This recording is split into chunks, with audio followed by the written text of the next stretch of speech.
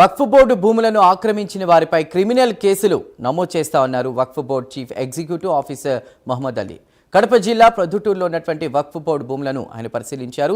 పలుచోట్ల భూములు అన్యాక్రాంతం అయ్యాయని, కొందరు బోర్డు భూములను అమ్ముకుని కూడా సొమ్ము చేసుకున్నారని మహమ్మద్ అలీకి బోర్డు భూముల పరిరక్షణ సమితి నాయకులు షరీఫ్ తెలిపారు.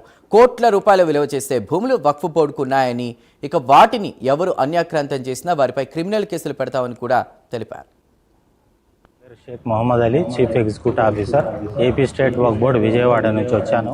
ఇక్కడ పొద్దుటూరులో చాలా వక్ఫ్ ప్రాపర్టీస్, ఇనామ్ ల్యాండ్స్ ఇవ్వటం జరిగింది. అవన్నీ ఏ పరిస్థితుల్లో ఉన్నాయి అని మా గౌరవ ఆనరబుల్ మినిస్టర్ ఎన్ఎఫ్డి ఫారూక్ గారు, గౌరవనీయులైన వక్ఫ్ బోర్డు చైర్మన్ అబ్దుల్ అజీజ్ గారి ఆదేశాల మేరకు ఈరోజు మా వక్ఫ్ బోర్డు ఆనరబుల్ మెంబర్ జాకీర్ గారితో ఇన్స్పెక్షన్ చేయటం జరిగింది.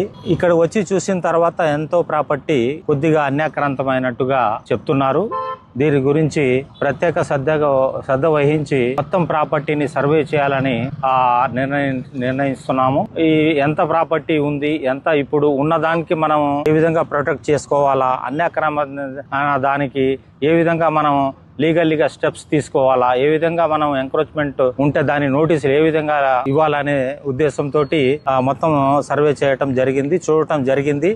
మోడంపల్లి మస్జిద్ కి సంబంధించిన ఈ ప్రాపర్టీస్ చాలా వరకు అన్యాక్రాంతమైన కమిటీ వాళ్ళు కూడా చెప్తున్నారు. వీటన్నిటి మీద పూర్తిగా